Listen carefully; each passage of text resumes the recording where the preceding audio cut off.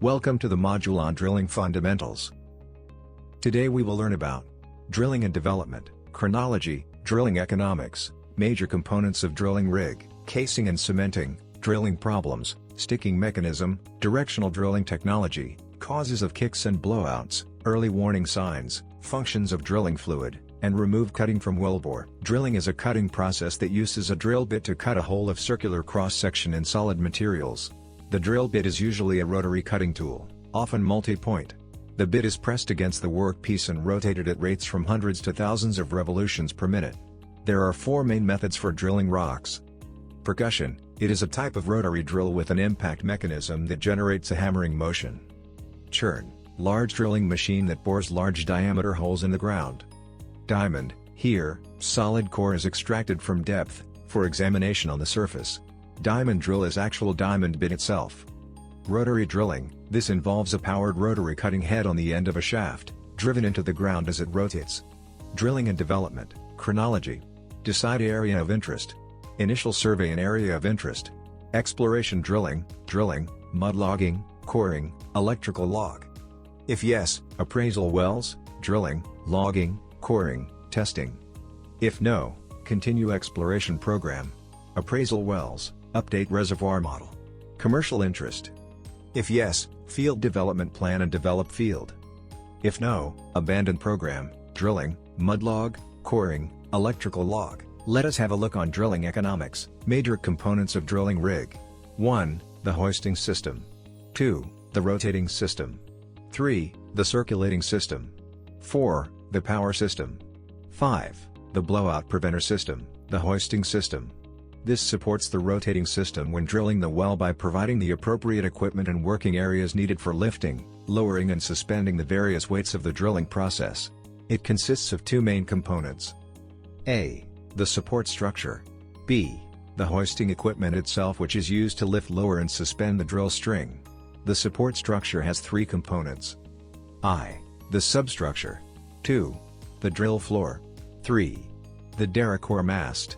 Let us see the pictorial representation of mast, rig floor, and substructure. The substructure. It is the foundation of the rig. It transmits the loads from all the workspaces, as well as loads above it to ground. The blowout preventer is mounted in a pit underneath the substructure called cellar. The rotating system. The Kelly rotary drive system is still used on many land rigs. In this system the rotary table turns the Kelly bushing. This in turn drives the Kelly to provide the torque to the string. The main disadvantage of this system is that the driller can only drill 60 feet at a time, that is, the length of the Kelly before he has to add another length of drill pipe. The advantage is that the equipment used in this system is much lighter than a top drive system, and on short holes the time to dismantle the rig and move to a new location is greatly reduced. The top dive system is preferred by most drillers because the motor is attached to the traveling block and can drill 90 feet at a time before adding another to the string. The driller can also reverse the torque and back ream through any tight spots in the hole, which is not possible with a conventional Kelly system. In horizontal wells or extended reach wells where the torque requirements are so much higher, a top drive will always be used. The top drive system is found on the larger drilling rigs. The assembly can weigh up to 25 tons and so it is not required for the shallower wells. Automatic system. On modern land rigs we can see that the whole system is automated. There is no derrick man or rotary helpers. The whole operation is controlled from the doghouse by the driller and his assistant. Instead of tongues to make up the connections, an iron roughneck is used. These are computer controlled and can make up or break out pipe automatically. The pipe can be removed from the derrick and made up automatically as well. These newer rigs are much faster and safer to operate as they eliminate the need for having a crew on the rig floor. These rigs are used for the more expensive wells that are drilled, such as extended reach wells or cluster wells, where many holes can be drilled to extract larger quantities of oil and gas. The drawworks. The drawworks is the heavy-duty hoisting winch or drum which spools or slacks off the drilling line. This allows the traveling block to be hoisted or lowered up and down the derrick. Due to the heavy weight of the drill string, an electromagnetic brake is used to slow down the descent of the drill pipe as the pipe is lowered or tripped into the hole. This is in addition to the friction brake or disc brakes that prevent the drum from turning. Because the distance between the rig floor and crown block is fixed, the wear is concentrated on certain points on the wire. Extra wire on a separate drum can be spooled off to the drawworks drum at regular intervals to ensure the wires does not become too worn. This process is known as slipping and cutting. Let us see a pictorial representation of drawworks and wire drum. Circulating system. This system supports the rotating system by providing the equipment, material and working areas to prepare, maintain and use the fluid for the drilling process. The fluid is referred to as drilling mud and acts as the lifeblood in completing our drilling objectives. Mud properties and type. A. Hydrostatic pressure. B. Wellbore stability. C. Hole cleaning and lubrication. D. Transmitting hydraulic power to the bit. E. Evaluating and logging the formation. The power system. The power supply to the rig is generated by powerful diesel engines which drive electric motors, so power can be supplied to the different functions on the rig. Power must be supplied to the mud pumps, the rotary table or top drive and hoisting system. Auxiliary power for lighting, air conditioning will be needed on large rig. A large rig would be capable of supplying power to a small town. Prevention methods. Preventive practices for well construction and production includes well planning and design, detection and diagnostics, SAP sources and pathways, SAP barriers, mechanical, cement, rock, and chemical sealants, thermal APB, annular pressure buildup, avoidance, prevention, and venting. Well integrity testing, rig movement, onshore. Access roads are built. The drilling site is prepared. The cellar is dug out. The conductor pipe is set. A water supply is assured. Offshore. Site survey. Anchor handling. Currents. Sea floor conditions. Water depth, casing and cementing. During drilling operations, casing is run to seal the wellbore from intruding formation fluids. In order to attach the casing to the wellbore wall, cement is pumped down and seals between the open wellbore and the outside casing. Functions. Surface casing provides an anchor for the wellhead and BOP equipment. Casing and cement separates the formations behind the pipe and limits production to the zones selected by the reservoir engineer. It confines production to the wellbore. It contains formation pressures and prevents fracturing of the upper and weaker zone. It keeps the hole from caving in. It provides an anchor for artificial lift equipment. Primary cementing. Pumping a slurry of Portland cement, additives, and water through a casing into the annular space between the casing and wellbore and allowing the cement to harden. Functions include: helps keep high pressure zones from blowing out. Forms a seal in the event of a kick, sudden pressure increase, during further drilling. Prevents pipe corrosion. Bonds the rock formations. Seals off troublesome formations before drilling deeper. Protects the pipe and producing formations. Provides support for the casing. Secondary cementing. Supplement or repair a primary cement job. Repair defective casing or improperly placed perforations. Reduce the danger of lost circulation in an open hole while drilling deeper. Abandon a permanently non-productive or depleted zone. Isolate a zone before perforating. Fracture the formation. Cementing additives. Various additives can provide the following functions: reduce water loss. Increase slurry volume. Increase slurry density to restrain pressure. Reduce hardening time and increase early strength. Increase thickening time and related setting. Help prevent premature dehydration. Drilling problems. Stuck pipe. Stuck pipe has always been a long-standing problem in the drilling industry. It is estimated that $100s of millions is spent annually as a result of stuck pipe incidents. This amount could be drastically reduced by understanding, good communication, preventative action, and rapid response to keep minor sticking problems developing into severe sticking problems. Sticking mechanism.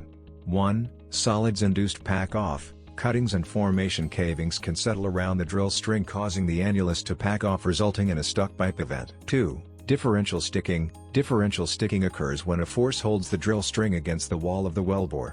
An imbalance between the hydrostatic pressure in the wellbore and the pore pressure of a permeable formation creates the force. When the hydrostatic pressure is greater than the pore pressure, the difference is called overbalance. The resultant force of the overbalance acting on an area of drill string is the force that sticks the string. 3. Mechanical and wellbore geometry. Ensure circulation is maintained.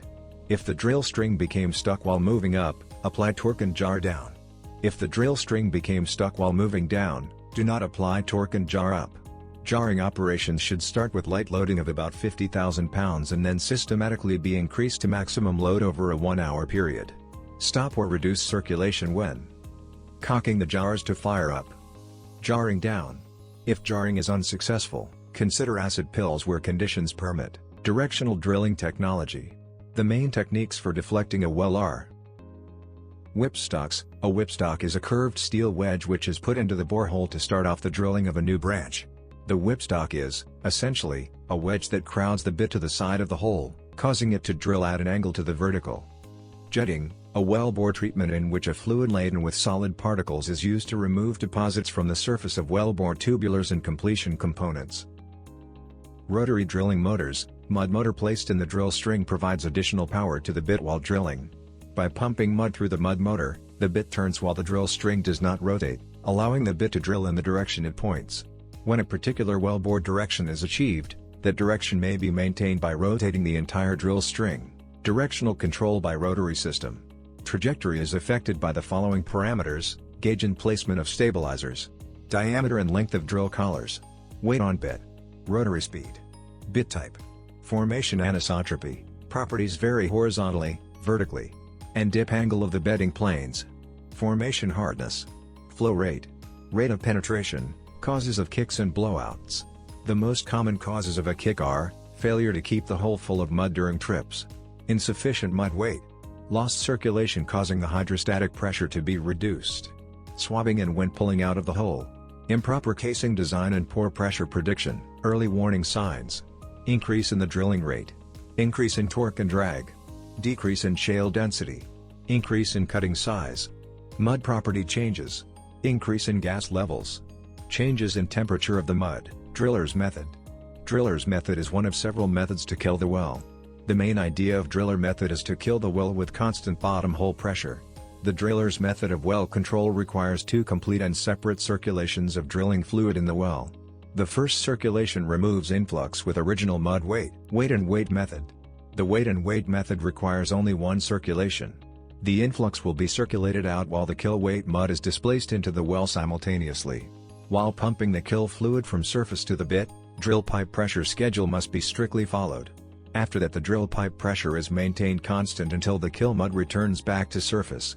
Some people call the weight and weight method as engineer's method because there are more calculations compared to the driller's method. Functions of a drilling fluid: hole cleaning, pressure control, suspend solids, minimize formation damage, isolate fluids from formation, cooling and lubrication, power down hole tools, environment, maximum hole information, corrosion, support part of DS. Cost: remove cuttings from the wellbore. The most important parameter is the annular velocity, AV, where possible the annular velocity should be 100 feet per minute, higher in deviated holes. In large hole sections the AV can be as low as 20 feet per minute. If the AV is insufficient to clean the hole, the viscosity must be increased. For top hole, high viscosities must be used.